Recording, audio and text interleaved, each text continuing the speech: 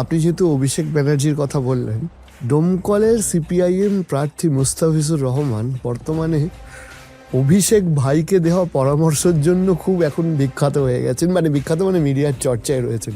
আচ্ছা, আপনার কাছে এই ইনফরমেশনটা কে দিল যে অভিষেক ব্যানার্জি বিজেপি জয়েন করতে পারে? কি তৃণমূল কংগ্রেসের, তাহলে উনি বিজেপিতে জয়েন করবেন এটা আমরা জানি, এটা আমাদের কাছে ইন্টারনাল খবর আছে। না না, মানে আপনি বললেনই বা কেন? ওর তো অপশন নেই তো। এখনো বলছি আপনাকে যে ও পুরো গোলাপ বিছানো বাগিচাতে হতো যে হেঁটে রাজনীতিটা করছে।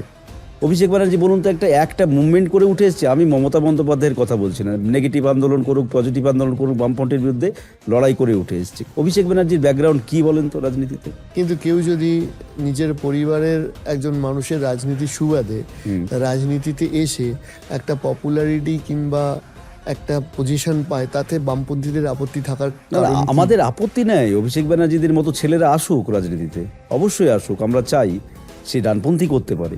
কিন্তু আজকে দাঁড়িয়ে তার ব্যাকগ্রাউন্ডটা কি তৈরি করলো এই কবছরের মধ্যে? তার সবাইকে এক প্রসেস দিয়ে আসতে হবে কেন? বিভিন্ন আমি পদ্ধতি প্রসেসে থাকে। বলছি না, আসার পরও তো তার হতে যে কাজগুলো আজকে শুনতে পাওয়া যাচ্ছে বা এটা ঘটনা যে যতগুলো দুর্নীতিতেও হাত পাকিয়েছে এবং হচ্ছে যে যা তার বিলাস বৈভব, রাজনীতি করতে পারে। আমি বলছি যে আপনি মমতা ব্যানার্জির প্রথম রাজনীতি থেকে মুখ্যমন্ত্রী হওয়ার আগে পর্যন্ত লাইফস্টাইল দেখুন তো, আর আজকে অভিষেক ব্যানার্জি কোথায় কি করছে।